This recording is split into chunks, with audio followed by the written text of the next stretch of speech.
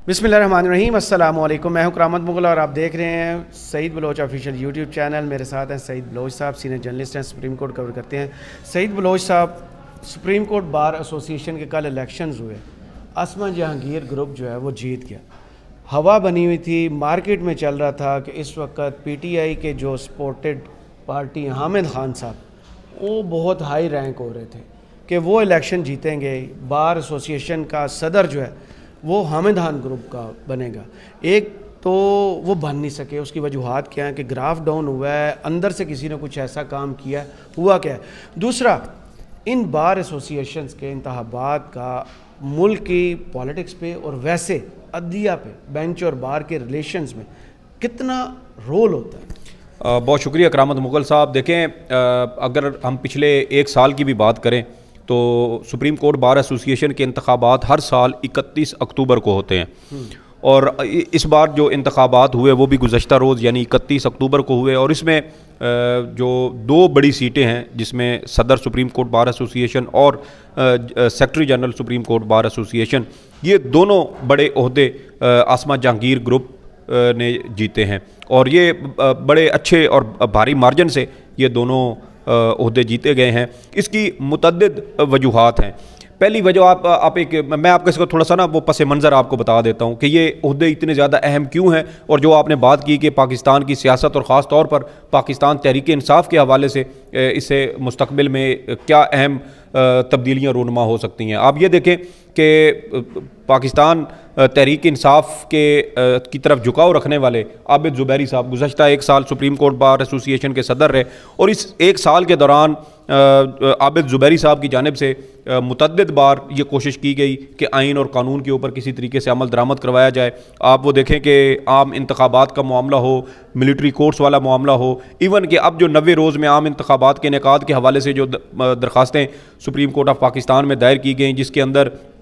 जो मुश्तरका मफादात कौंसल है उसके फ़ैसलों को भी उस पटिशन का हिस्सा बनाया गया। उसमें भी पाकिस्तान ये जो सुप्रीम कोर्ट बार एसोसिएशन है इनकी जानिब से पटिशन दायर की गई है। मुल्क के अंदर जो भी रियासती क्रैकडाउन हुआ पाकिस्तान तहरीक इंसाफ के ख़िलाफ़ या उनके कारकुनों के ख़िलाफ़, उनकी तरफ झुकाव रखने वाले वकला के साथ, जैसे उज़ैर भंडारी को लाहौर से अगवा किया गया और फिर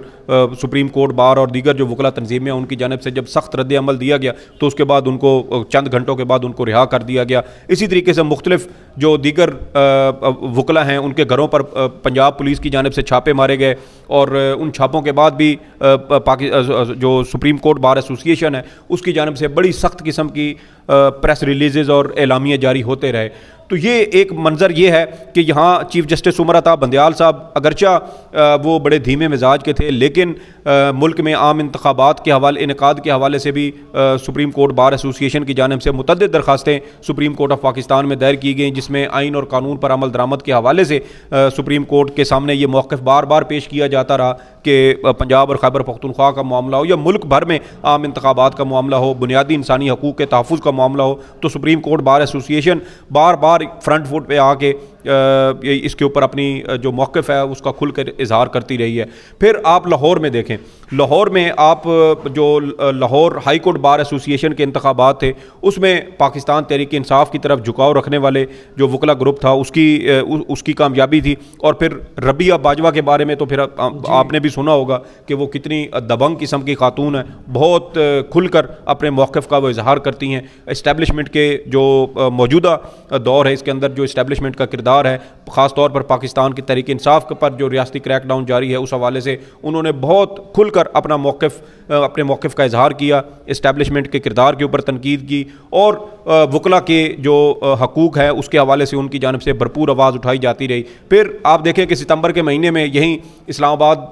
का जो लेजेंड होटल है वहाँ पर वकला कन्वेंशन बुलाया गया सुप्रीम कोर्ट बार एसोसिएशन की जानिब से और उस पर भी बड़ी धुआंधार किस्म की तकारीर की गई। वकला की एक बड़ी तादाद सुप्रीम कोर्ट बार एसोसिएशन के साथ खड़ी थी। लेकिन अब ये सारा जो पस मंज़र है ये बताने का मकसद ये है कि लाहौर हाई कोर्ट बार हो या सुप्रीम कोर्ट बार एसोसिएशन हो, वकला बरादरी ही पाकिस्तान की जो सियासत है वो उसको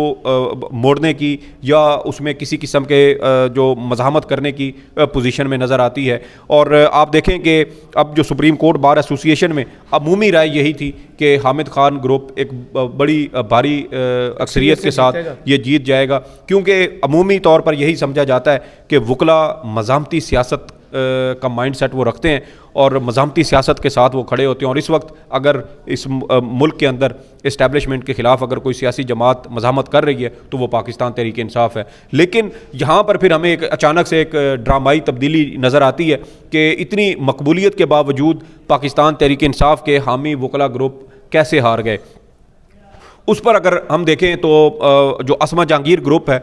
उसका आप जायज़ा लें तो जो पाकिस्तान मुस्लिम लीग नून के आज़म नज़ीर तारड़ या एहसन बून हैं, ये दो वो फ़र्द हैं, वो दो शख्सियात हैं जिसका इस वक्त असमा जहांगीर ग्रुप के ऊपर मुकम्मल होल्ड है। पाकिस्तान बार काउंसिल की हद तक हो या सुप्रीम कोर्ट बार एसोसिएशन की हद तक हो, इनकी जानिब से इनका भरपूर इस हवाले से होल्ड है। और इसी वजह से सुप्रीम कोर्ट बार एसोसिएशन के इंतखाबात के दौरान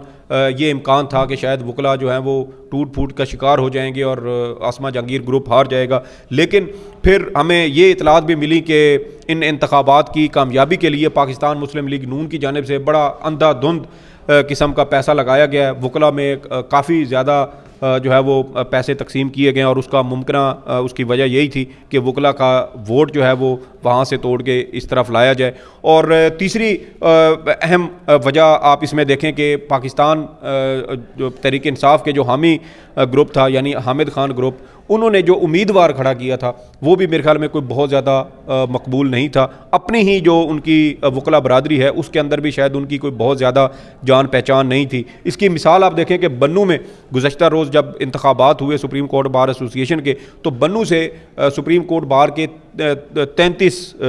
मेंबरान हैं और उन 33 में से 32 वोट आसमा जहांगीर ग्रुप के शहजाद शौकत ने जीते और 1 वोट अब्दुल कदूस जो हामिद खान ग्रुप के उम्मीदवार थे उनको मिला है। तो केपी इस वक्त सारा आप देखें कि मुकम्मल तौर पर पाकिस्तान तहरीक इंसाफ के बयानिए के साथ खड़ा है, लेकिन बन्नू से ये इतनी भारी मार्जिन के साथ जीतना कि 33 में से सिर्फ 1 वोट पाकिस्तान तहरीक इंसाफ के हामी भी अलार्मिंग है। इसकी वजह फिर क्या हो सकती है? इसकी 2-3 ही मुमकिन वजूहात हो सकती हैं कि या तो इस इलेक्शन में पाकिस्तान मुस्लिम लीग नून की जानिब से बड़ी खौफनाक किस्म का जो है वो झाड़ू फेरा गया, वो झाड़ू पैसे की तकसीम के ज़रिए हो या किसी भी और ज़रिए से हो, या फिर दूसरी वजह उसकी ये हो सकती है कि पाकिस्तान तहरीक इंसाफ के जो हामी ग्रुप है हामिद खान ग्रुप, उनका उम्मीदवार गैर मारूफ था। या ये मैसेज है आम इंतखाबात के लिए भी कि PTI की इस वक्त जो है पजीराई नहीं है अवाम में, ये मैसेज उस तरफ भी नहीं, अब PTI की पजीराई का मामला नहीं है सर, लेकिन इससे एक बात ये वाजे ज़रूर होती है कि शायद मकबूलियत में कमी पाकिस्तान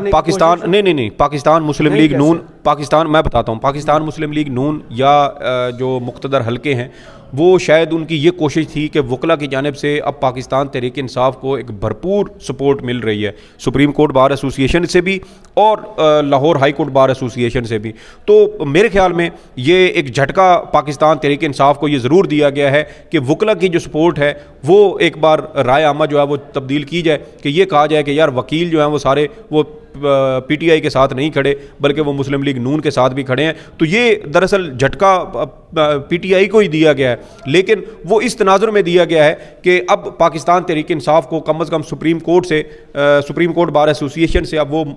शायद हिमायत ना मिल सके जो आबिद ज़ुबैरी साहब के होते हुए भरपूर तरीके से उनको हिमायत हासिल हो रही थी। वो मुतअद्दिद उन्होंने दरखास्तें भी सुप्रीम कोर्ट में दायर की, जिस तरह का क्रैकडाउन सियासी कारकुनों के खिलाफ या पाकिस्तान तहरीक इंसाफ के हामी वकला के खिलाफ हो रहा था उसके ऊपर वो आवाज़ उठाते रहे। आपको याद है कि पिछले दिनों जब वकील पाकिस्तान तहरीक इंसाफ के वर्कर्स के या सियासी रहनुमाओं की ज़मानतों के लिए कोशिश कर रहे थे तो फिर उन वकला को भी उठाया जाना शुरू हो गया। मुल्क छोड़ के जी अजहर सदीक मुल्क छोड़कर चले गए। और फिर आप देखेंगे लाहौर हाई कोर्ट बार में जो पंजाब पुलिस है उसकी इसी मदाखलत की वजह से उन्होंने दाखिला बंद कर दिया और पाबंदी लगा दी कि पुलिस जो है वो आलता अदालत के अंदर दाखिल नहीं होगी। तो ये मुतअद्दिद ऐसी चीज़ें थी और सबसे बड़ा जो इसमें अंसर था वो यही था कि पाकिस्तान तहरीक इंसाफ को वकला के अंदर एक भरपूर हिमायत हासिल हो चुकी थी और ये इम्कान भी ज़ाहिर किया जा रहा था कि शायद 2007 की वकला तहरीक की तरह एक बार फिर वकला तहरीक शुरू जिसका होगी। बार बार एतजाज अहसन इंदिया दे रहे थे, बार बार बोल रहे थे और वकला बार फिर उसमें एक और चीज़ ये थी कि आपको याद है गुज़श्ता दिनों लतीफ़ खोसा साहब ने एक बयान दिया था कि इमरान खान साहब के साथ उन्होंने एक पैगाम दिया और उन्होंने कहा है कि जो आम इंतखाबात हैं उसमें इमरान खान अपने जो अक्सरियती टिकट हैं वो वकला को देंगे और वकला आम इंतखाबात में पाकिस्तान तहरीक इंसाफ की नुमाइंदगी करते हुए इलेक्शन लड़ेंगे और भारी जीत हासिल करेंगे। तो मेरे ख्याल में उस चीज़ को भी डैमेज करने की कोशिश की गई है कि अगर PTI का इसी तरह का माहौल रहता है, कोई सियासी दर्जा हरारत में कमी नहीं आती और इमरान खान साहब के उम्मीदवार जो हैं वो मंजर आम पर नहीं आते या वो टिकट नहीं लेते, तो फिर वकला को वो टिकट देंगे। तो मेरे ख्याल में वकला को भी अब उनसे दूर करने की या पीछे हटाने की कोशिश की गई है इस इंतखाबी नताइज के बाद कि देखें जी इस्टेब्लिशमेंट हो या मुस्लिम लीग नून हो, देखें ये सारे तो खड़े हैं इस ग्रुप के साथ और आगे फ्यूचर भी इन्हीं का है। नवाज शरीफ साहब तो पहले ही इंतखाबात से पहले उनको वज़ीर आज़म का प्रोटोकॉल मिल चुका है और वो सारी चीज़ें देखें ना कि ये आहिस्ता आहिस्ता ये आपस में इनका वो जो लिंक होती नज़र आती हैं और इसकी वजह यही है कि राय आमा को तब्दील की जाए और इस राय आमा के तब्दील होने के बाद अगर पाकिस्तान तहरीक इंसाफ को वकला की हिमायत में किसी किस्म की कोई कमी आती है या उनको वकला की हिमायत उनकी ख़त्म हो जाती है तो फिर मेरे ख्याल में पाकिस्तान तहरीक इंसाफ के ख़िलाफ़ एक और भरपूर तरीके से पहले से भी ज़्यादा शिद्दत के साथ कोई क्रैकडाउन हो सकता है। चलें, बहुत शुक्रिया सईद बलोच साहब आपके तज़किया का। कमेंट्स बॉक्स में ज़रूर बताइएगा वीडियो आपको कैसी लगी। इजाज़त दीजिए, अल्लाह हाफ़िज़।